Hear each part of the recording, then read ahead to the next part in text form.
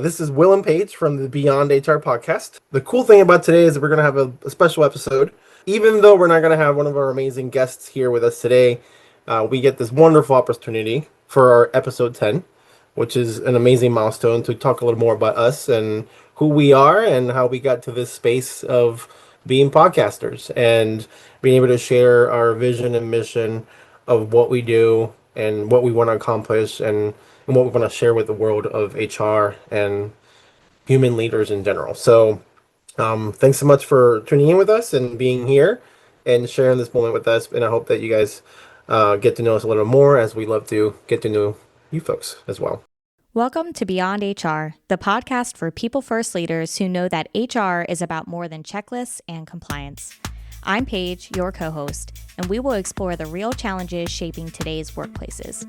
From burnout and belonging to strategy and storytelling, we're bringing you honest conversations, practical insights, and a fresh take on what it means to lead with heart in the world of work.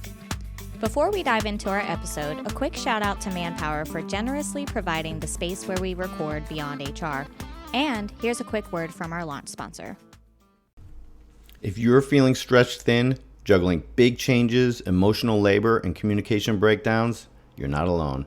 Hi everyone, I'm Dan Kaplan, founder of Bring Disc to Life, an online community for aspiring leaders and HR professionals. We give you the strategies, tools, and encouragement to communicate in ways that increase your influence while lowering your stress. Using DISC, the 5 behaviors, and mindfulness, you'll learn to stay grounded, read minds, and frame your message to influence others.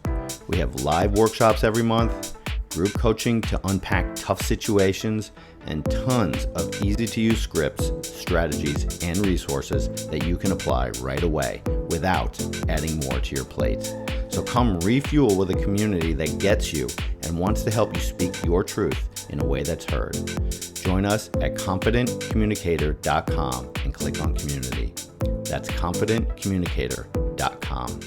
Lead yourself and others will follow. I think what we're going to want to start off with is a little more about our backstory as far as HR and how we come to be HR people. And then we can kind of hop into a little more about how this wonderful, so special project of ours came into existence. So I'm going to let you take on to explain and share with us your backstory. You got it. So, man, I'm going to really have to think back now of how I got started in the whole world of HR because it's been about a decade, which doesn't seem like a long time, but so much happened, from then and now. Yeah. So, back in, was it well, I'm not even going to specify years. I don't want to age myself here. So I'll just start with when I was going for my associate's degree. So started at Hagerstown Community College, going for my associate's degree in early childhood education. And I knew that I loved kids at that time and I loved developing people, and I thought the only option of that was actually through teaching kids. So I got my associate's degree, but here's the thing. I actually failed the praxis exam by 3 points and leading me not to getting an associate's degree in early childhood education. Now you're probably thinking, why would you share that for the world to hear that you failed something? Because I am okay with failing as long as I learn from it. And so Yep. I Yep. learned at that point that there were different opportunities out there. So I utilized that to my full potential. And so I got my associate's degree in general arts and sciences. Fine. Went on for my bachelor's degree and I majored in business administration. And talking with the counselors there, I learned that human resources was actually a minor option. We were talking about different things, what I liked to do at that point in my life. And they said HR was a minor option. And I said, you know what? It doesn't hurt. It's just a minor, just a minor. Then I A I very, got very time-consuming minor. it is a time-consuming minor. It's a labor of love, just like this podcast, right? Right. But it's all for the good. So Hmm. looking forward, got my first HR gig in a one-person department. Technically, it was a one-person department, but I had somebody that kind of oversaw me. They were in the like HR manager slash accounting space. That goes to show you how small we truly were. So I was Mhm. there for a little while, and I was able to build that HR department from the ground up, more so administrative side. So, got a really great opportunity at a waste and recycling facility after that. It was definitely a step in the right direction. I was more of that generalist type of role. They had about 125 folks that worked for them. So it was definitely different than 50. You know, once you hit 50, you run into newer laws that you now have to follow, which is why I got my first HR gig to begin with. So moving to that Right. the waste and recycling facility, it was great. I learned a ton. It was more so administrative though, and really partnering with um, the leadership there, and essentially, recruiting, onboarding, payroll, all the things that I was still in HR department of one at that point. Let me just kind of throw that out there. And so it was a really great experience with a lot more employees. It taught me a lot, honestly, about even like the CDL type of hiring industry. It was pretty neat. I Mhm. never thought that I would know what I think it's called the birthing period. It's essentially when they have to stop moving the truck because they've drove for too many hours. Sleeper birth, that's what Like a it's called. reset. Yeah. It's all coming back to me now. So it's pretty cool how like the funny things that you learn throughout, the times there. But they had a plant, they had a maintenance area, they had CDL drivers, they had office folks. So I learned a ton through that, especially about relationship building, of all different types of people, all different walks of life. So it was great. Well, then someone had reached out to me about it was called an HR generalist two role, and about an 800 employee company, and they were a food facility. And I I loved it there. And really, what I focused on there was more of that training and development side, employer relations, supporting recruitment where I could. You know, I wasn't the main recruiter. We had special recruiters for that. We were a larger department. So I got the taste of actually working with a larger HR department and 800 employees. So it was a great time there. I worked a lot essentially, but I learned a ton, especially from my manager at the time. Honestly, a part of me thinks that I wouldn't be where I am now without her knowledge that she actually gave to me. And I just soaked it all in. I was essentially a sponge at that point. So then I moved on to an HR manager role. So, getting up in the ranks again. So I moved on to an HR manager role. I led a team of five, which was really cool. I was able to build that HR department essentially from the ground up. We had a lot of opportunity within that department. And it was a time of really relationship building with those folks. And that company had about 450-ish employees, two plants, one in Indiana and then one in Hagerstown. Um, but honestly, so I reported at that time to their CFO, and he is still my mentor to this day. I still chat with him. He's now retired at this point in his life. But he was great to work for, and I learned a ton from him. And he also gave me a lot of autonomy to do essentially what I needed to do within, some guidelines. But I am personally a very creative person. So if I'm not able to be creative, I'm essentially not fulfilled and I'm bored and it's kind of time to move on. And that probably makes me sound kind of millennial-ish, I guess you could say, whatever you want to call it. It doesn't matter to me, but that's a part of my fulfillment. I have to be able to Yeah. be creative and I have to have autonomy. I don't do well with, type of micro managers type. So, kind of like moving forward, we were acquired by a much, much, much larger company, and I was working the wazoo hours. It was crazy hours that I was working. And, I went through trials and tribulations there, but I learned at that point that I really did need to be creative. And the way that they had things kind of structured was they would kind of tell you from like a corporate level on what to do at the plant level, and then you would just have to kind of see it through. Whereas I love to say, okay, let's get down in the nitty gritty and let's talk about what the best opportunity is and then do it. I love that more Sure. strategic type of viewpoint of things.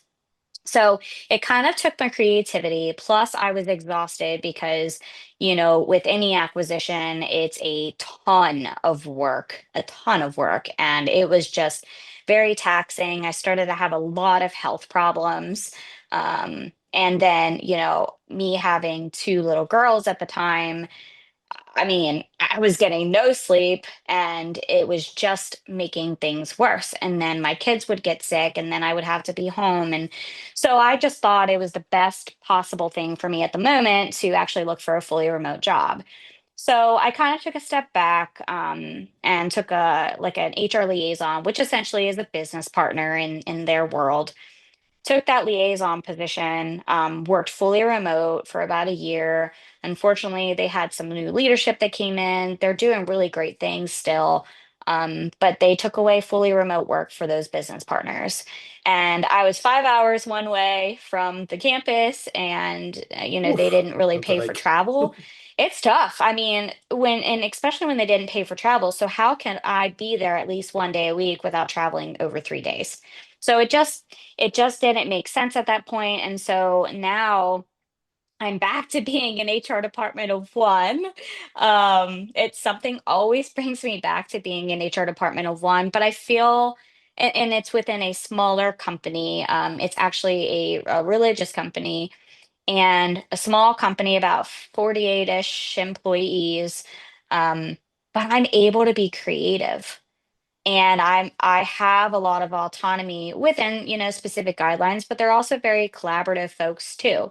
So that's kind of like my journey and how I got started in HR. And I loved HR so much that I went back for my certification and a master's degree within HR specifically. So clearly there's something Yeah, that always brings me back to HR. And yeah. it's kind of like when you get in, you can't get out. So one of the things that we actually didn't really follow our typical trend is um behind who you are as a person and behind Mhm. your job and all the masks, who are you at your core that got you into this work? Who am I at my core? You know, I have been finding this throughout the years, and me at my core has changed so much over this Hmm. past decade. And honestly, me at my core, I think I finally figured it out, which I'm sure it'll change again because we are always growing and developing ourselves.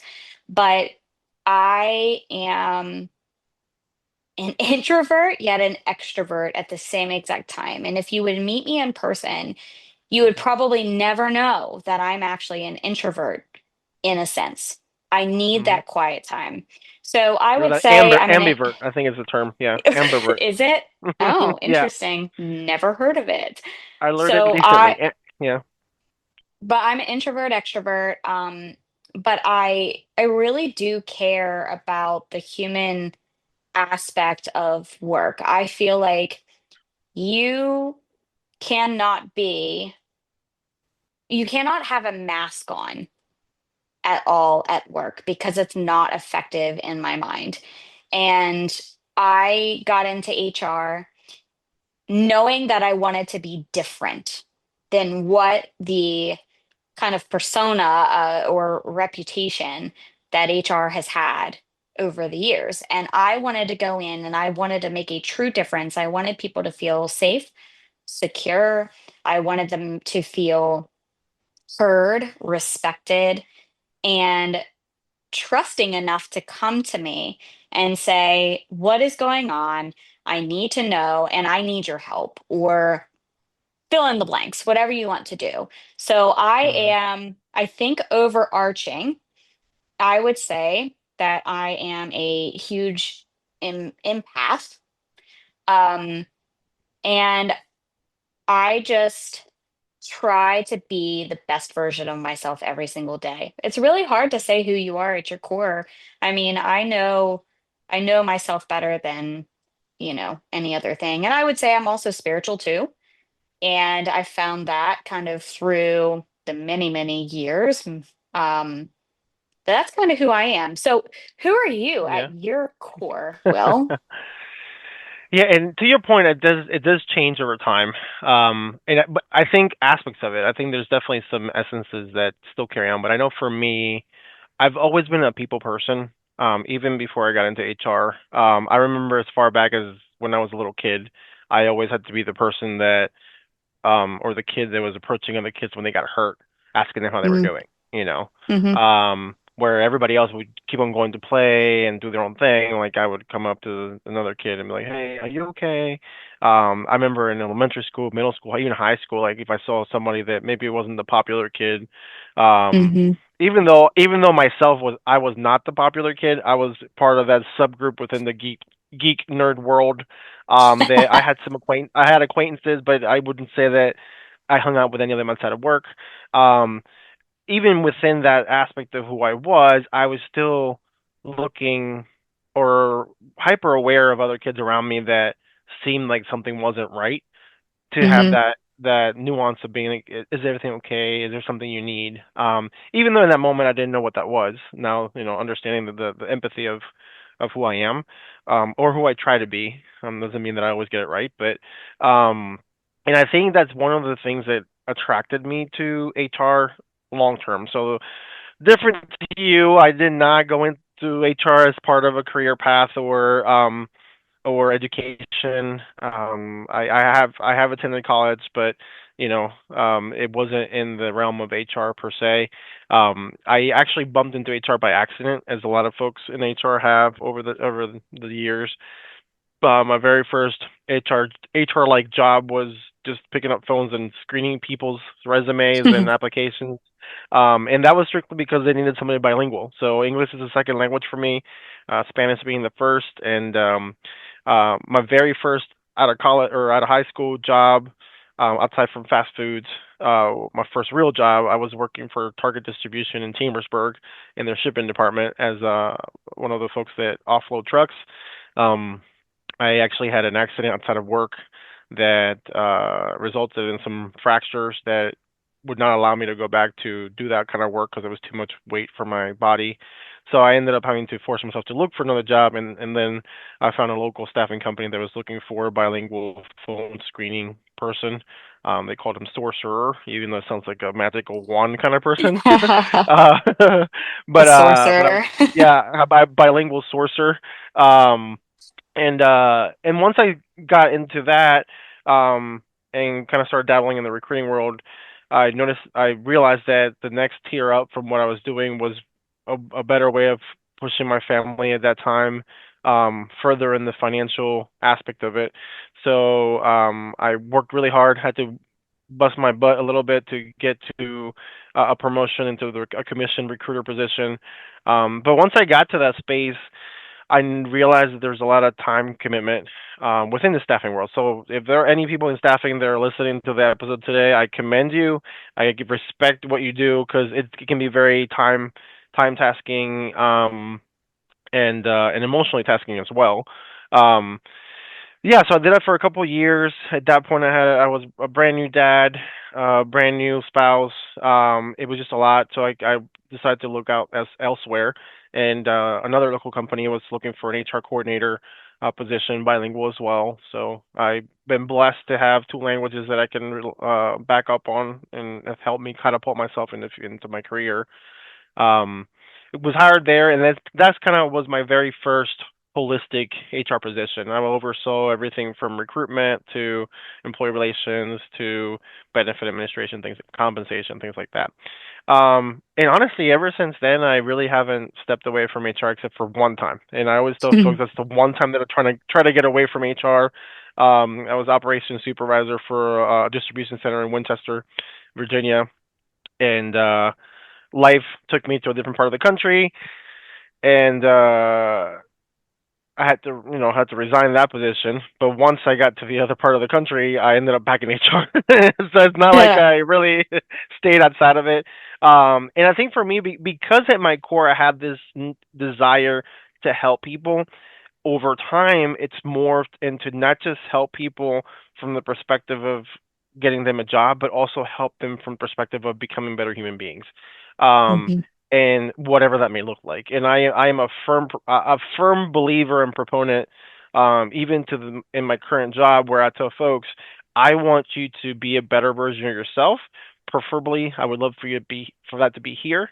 But if that means that you need to step outside of our company to make that happen, I am all for it. I root for you, and I definitely wish the best for you in your endeavors. So, I do believe that every human being desires belonging, desires a need to succeed and be a better version of themselves. It just is a lot of us don't know how. Mhm. And either because we're ignorant of the how, or because at the end of the day, a lot of us are still in survival mode, so we don't have the ability to sit back and look into that aspect of who we are. Um, so yeah, so then I think kind of transitioning from that to what we're here doing. Um, in my mind, this podcast has been a a heart project and a heart um, venture into that aspect of helping people be better versions of themselves, um, layered with my own love journal to myself. Mhm. And you and I have talked about before how this whole idea came about with the Beyond HR podcast. And I know for myself, as each episode we dive into the aspect of burning out in our professions and what that means, or losing that flame in the passion of the things that we do. Um, I That's been my experience in my own HR career multiple different times, where we get so caught up in trying to function in our roles on the day to day, let it be administrative, for folks that are specialized in employee relations only, being caught up in the fact that every day you're trying to solve problems or trying to put out fires. Just everything that comes with that can be very, very energetically draining. Um, Mhm. and ultimately that leads into the what we call burnout phase of our career. But in reality, burnout is just either a loss of of focus in what we're doing, or maybe a loss um, of finding out our why, or Mhm. reframing that why, or even kind of one thing that I've learned recently is our ability to be able to find what our core values are, and the minute that what we do is misaligned to that core value, that discrepancy between the two causes us to get to a space where we feel burnt out. And Yeah. sometimes we're focused so much on dealing with the burnout, which is the symptom, that we don't realize that the disease that gives you that symptom is the fact that you're misaligned to your core values. Um, Yeah. and Yeah. that that's We talk about root cause all the time, right? In our mhm, jobs. Like, why aren't we doing that mhm, for ourselves? And yeah, so even like this podcast too, for me, um, kind of going back a little bit. So hearing you talk, sometimes I can't find the words to put to certain things. And that is probably one of the most vulnerable things I'll say on here. But it's true. I mean, yeah, I cannot always find the words, right?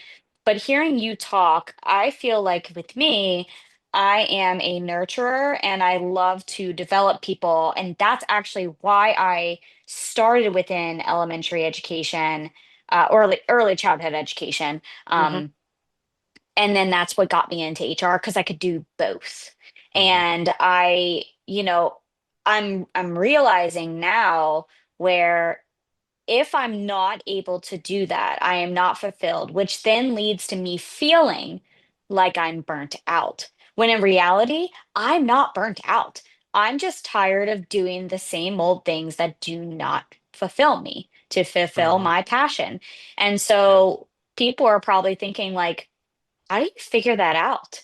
And so, I was talking with somebody and they said, find a coach, find a mentor that can actually sit down and help you kind of digest these things and trying to put the words on paper of how you're feeling, because that's the hardest part.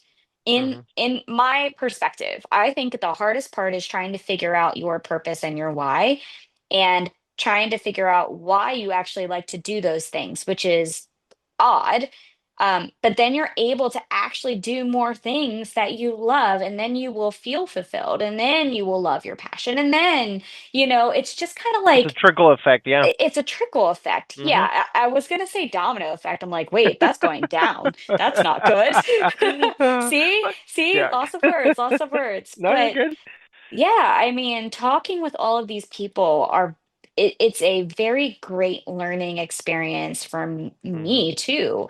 Um, I learn at least one little nugget Oh from yeah. everyone I talk to, just because they're giving you different perspectives and knowledge bases that you don't necessarily take the time to think about.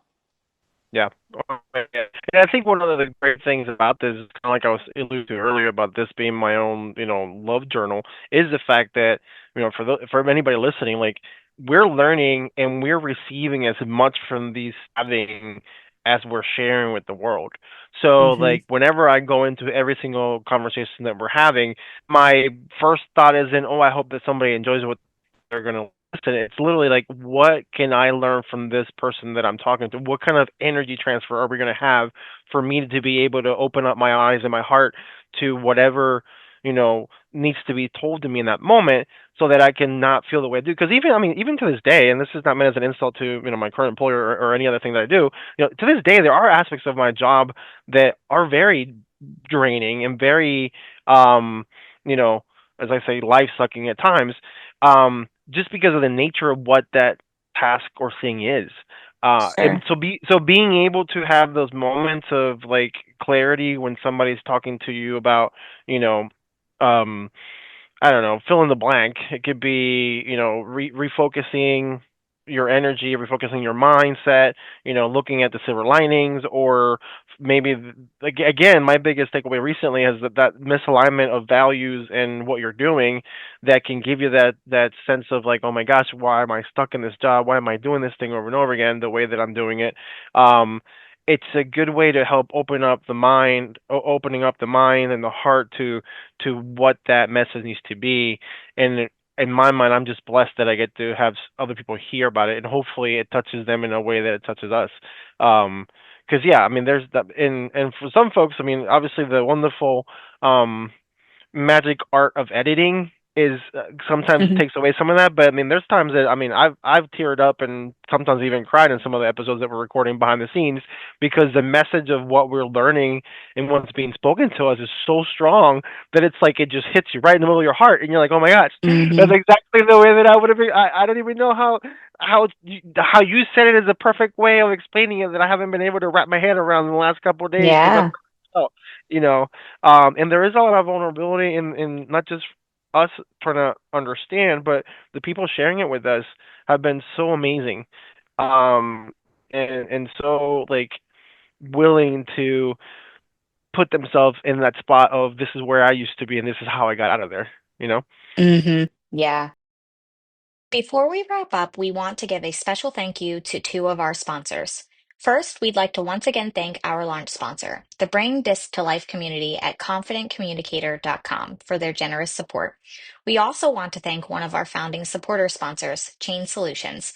They have believed in the Beyond HR podcast since day one, and we are proud to have them alongside us. Chain Solutions has been a trusted name and background screening for just over 20 years.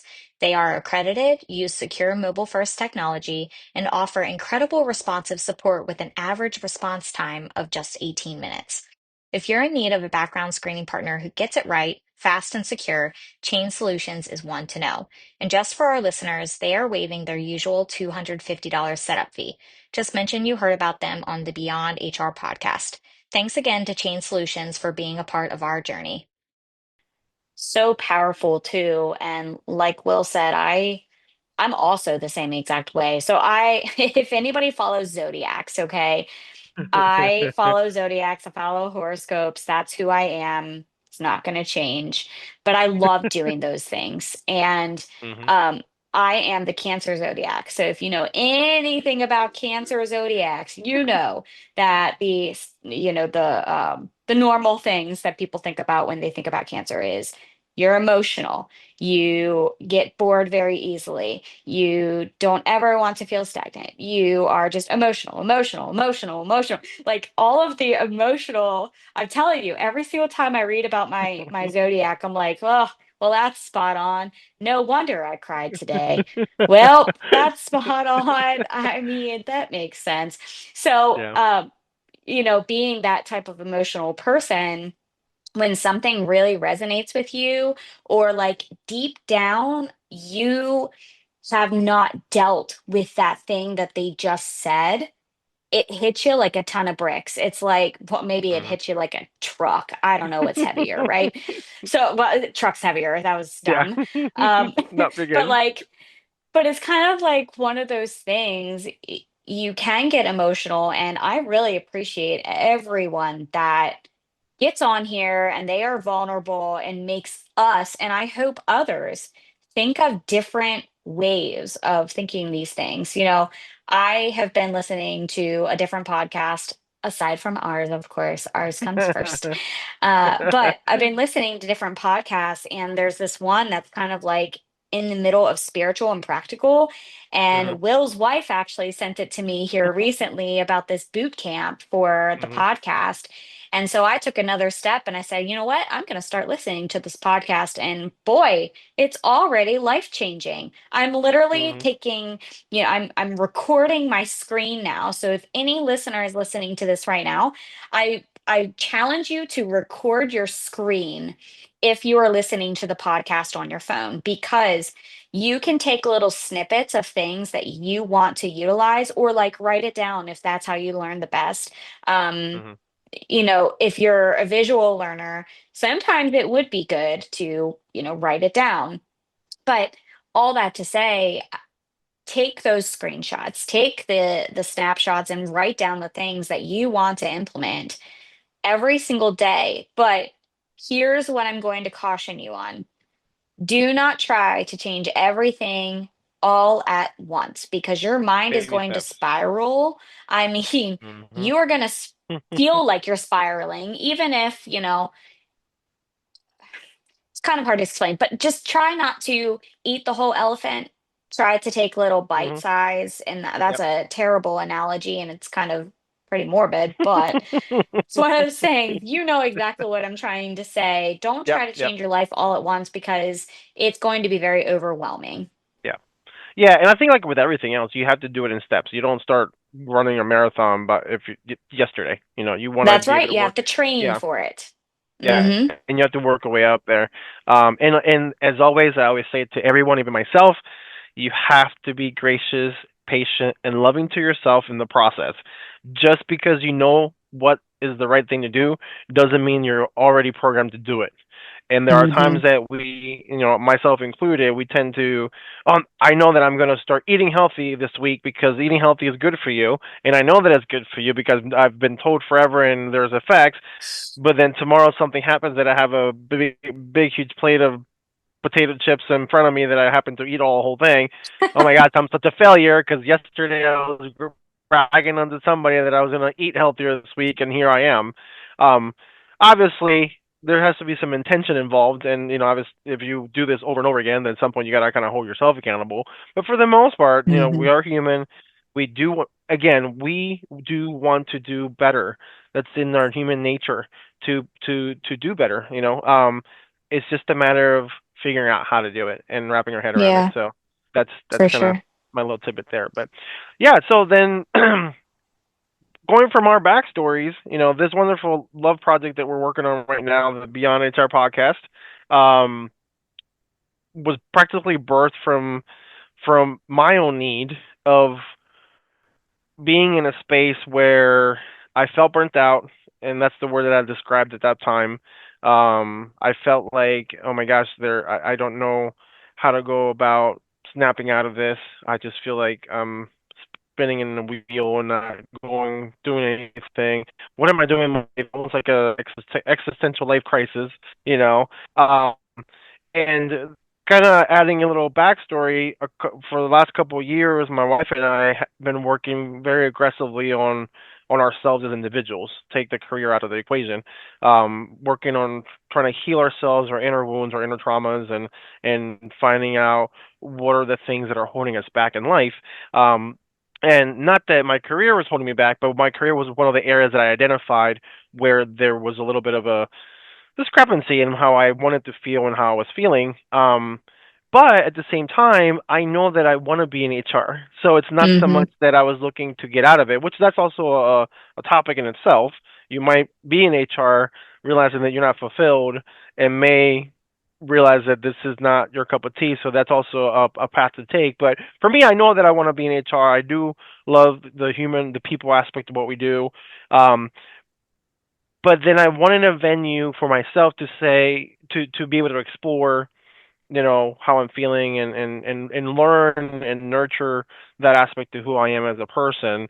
Uh, I was doing some the research and trying to figure out different ways of doing that, and a lot of things came up. Journaling, um, vlogging, writing blogs, um, and in one of those moments of clarity for me, podcasting kept them coming back up in the back of my head as a fun, proactive, creative way of addressing that need to document my journey in healing my career, for lack of a better phrase.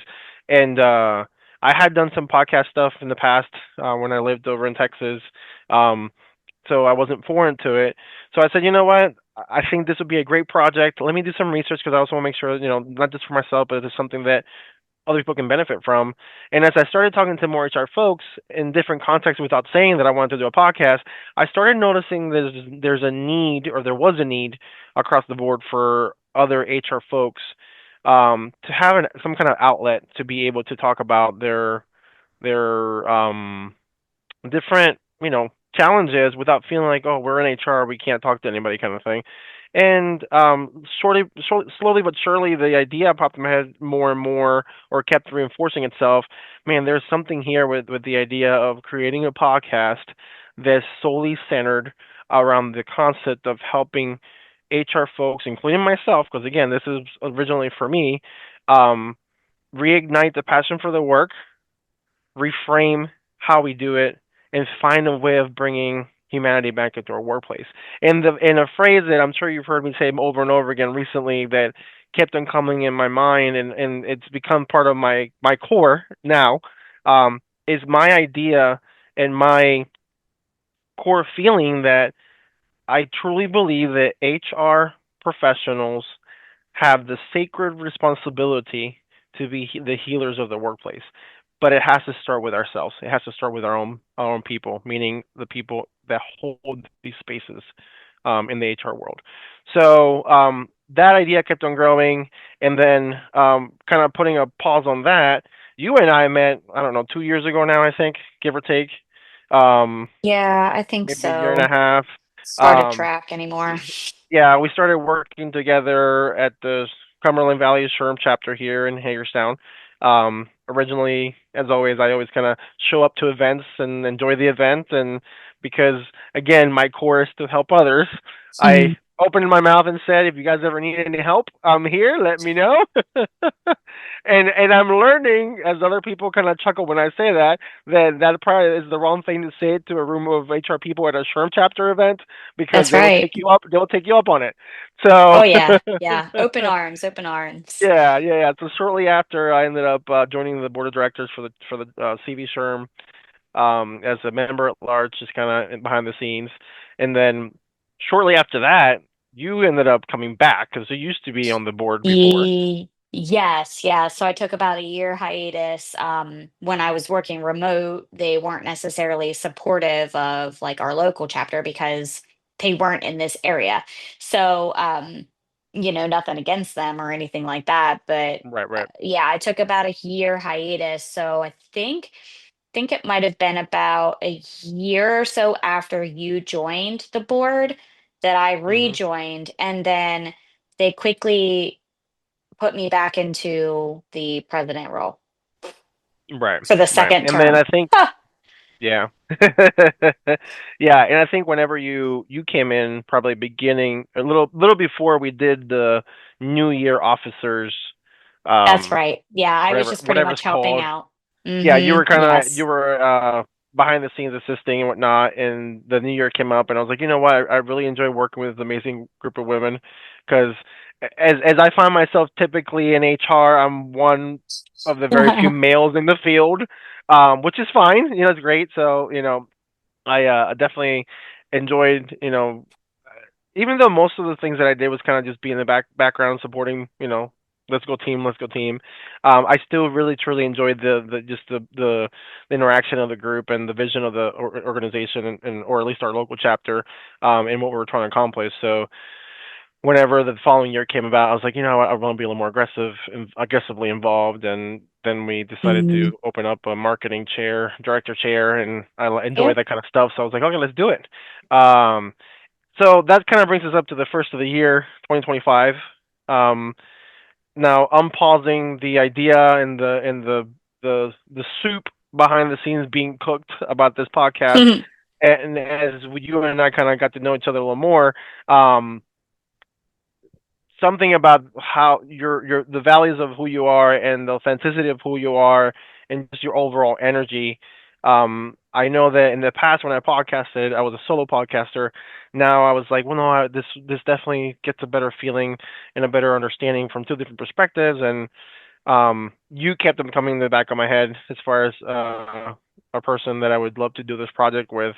So then I reached out to you and I said, hey, Paige, guess what? This is an idea that I'm brewing. I'm gonna do it regardless, but I would love for you to join me in this venture, and I think that it would be amazing. And I see with you being the president of the our chapter, and me the marketing, and us having already kind of leadership roles, and being exposed to people around us in the HR field, like I feel like this would be a great um opportunity for us to be able to provide a service to other HR folks where they can replug, hence our catchphrase, reigniting purpose, restoring humanity, and redefining HR.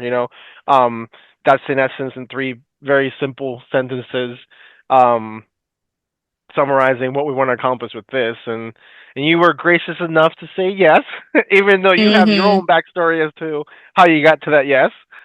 Yeah, sure. And I'll share it because I think it's intriguing. Anybody who's listening that's kind of like on that spiritual type of realm who wonders like if you see a cardinal, what does that mean? If you see um um I don't know, like a hummingbird behind you, what does that mean? Butterflies, hawks, eagles, anything that you can think of animal wise, right?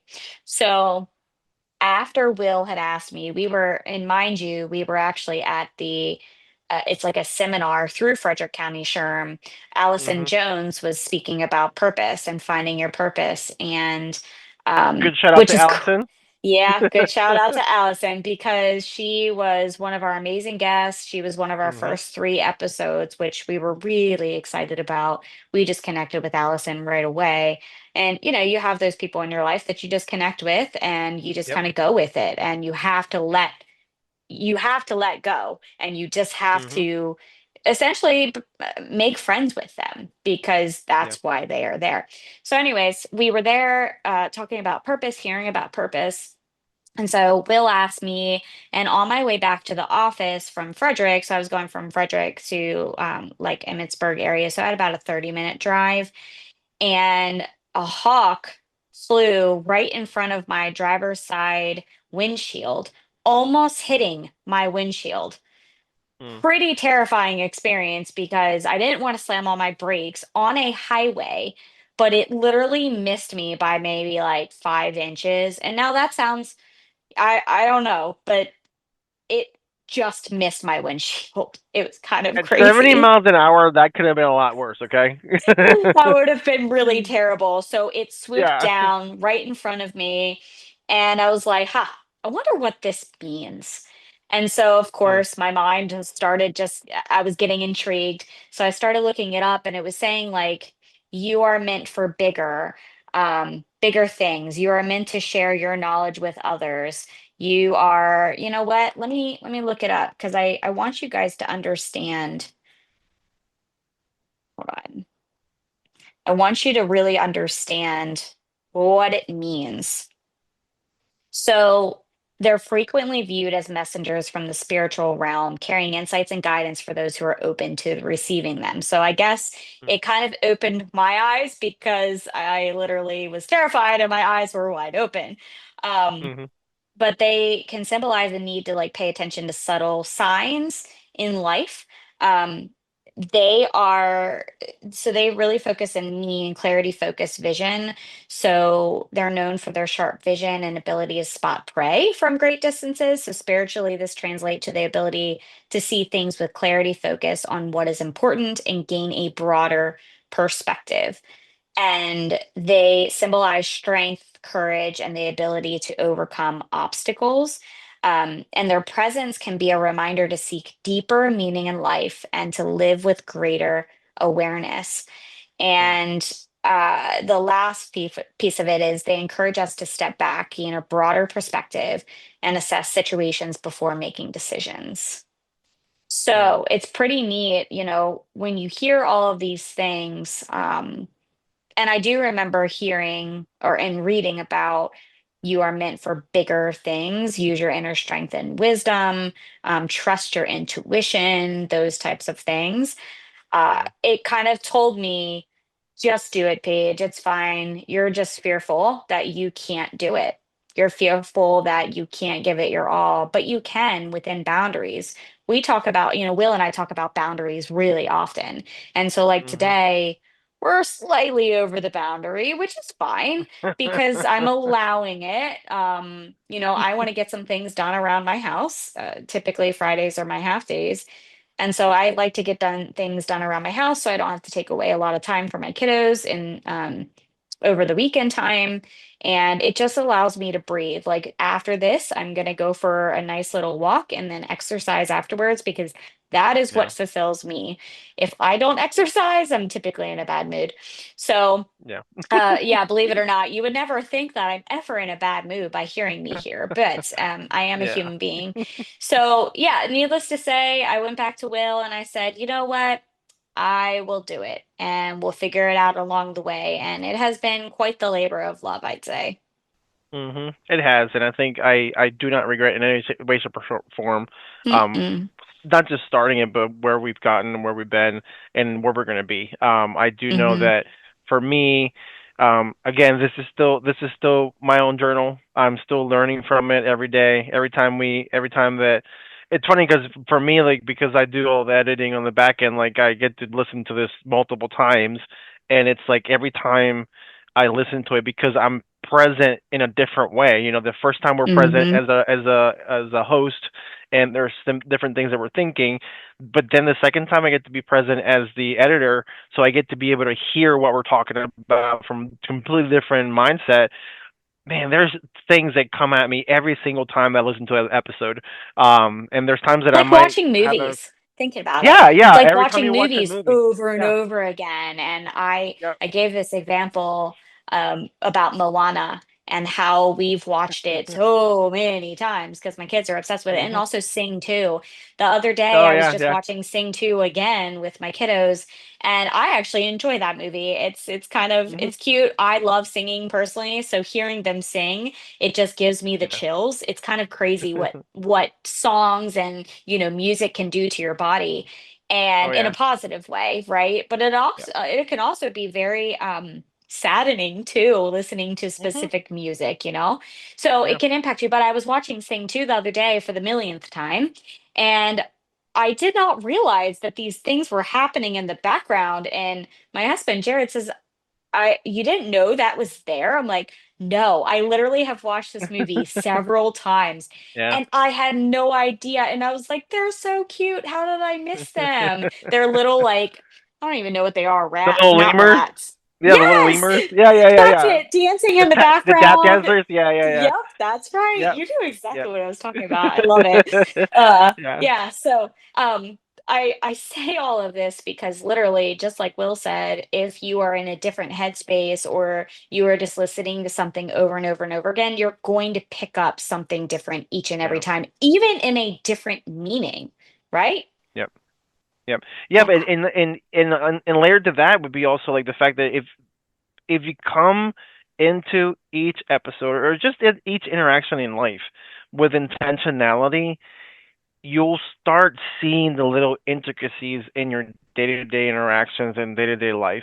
And the Because you're more you looking for expose them. yourself to, yeah, and even when you're not, they're just there glaring at you. Yeah. They could have Yeah. easily been there before. To your point, the little lemurs, they've been there the whole time, but because you're now more open to what's happening in front of you and have the intention of what can I learn to, what does universe have to tell me today? What Yep. am I supposed to learn today specifically? Your body's already, your senses are already kind of looking out for these things, and all of a sudden you're like, oh my gosh, I didn't realize that. I didn't notice Yep. this person was hurting today, or Yeah. before. And I've had this conversation with this person 3 or 4 times, but today for some reason they seem different. Is everything okay? Is there Mm-hmm. something that I can do for you today? Can we talk about this? Or you know what? Did you just need to have somebody to listen to you? I don't have to Yeah. solve the problem. I don't have to step in and do anything. Do you just need a listening ear? And I think for Yeah. me, as we're talking to these folks and they're bringing in their own insights, it's almost like they're helping me reprogram my brain to look at my surroundings from such a different lens that it Mm-hmm. helps more be willing and able to serve even more to those around us. And we're taking all that energy and wanting to create that space for HR people because we Yep. know as HR people that we do not have that space most of the time.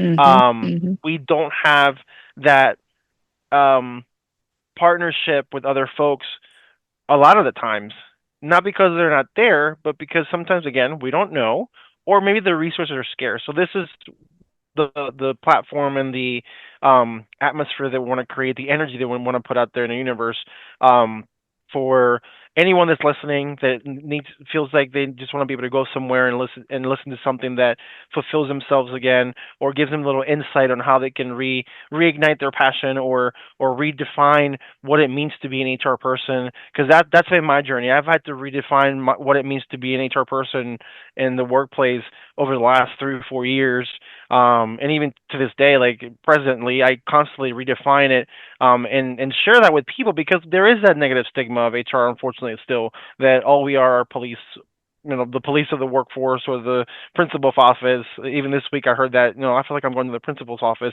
It's like, I don't know why. It shouldn't be that way. Like, I would love for you to visit and drop by and say hi, regardless of having an issue or not. But that's the passion of what we're creating and what we want to share with the world right now. And I'm blessed to be able to do this with you, and blessed to be able to have all these wonderful guests that volunteer their gracious time to be with us, and share their stories and their tidbits of information of how they've gotten to where they're at, and the things that drive them. So Yeah. I'm Yeah. excited of It's where we're going to be at. I do know that this is going to be our 10th episode dropping. I don't know if you knew that or not. So even though we're recording today on the 15th of August, when this episode releases, it'll actually line up to be our 10th episode. So I'm oh excited. wonderful. Yeah, I know. I know. It's like that 10 benchmark. I'm excited about. So, but yeah, you're gonna go ahead and say something, but Yeah. No, I honestly would just wrap us up because I think that this has been hopefully an insightful type of conversation for folks, even oh if yeah, you're just trying to figure yourself out. but I want you to feel comfortable enough to even come to us.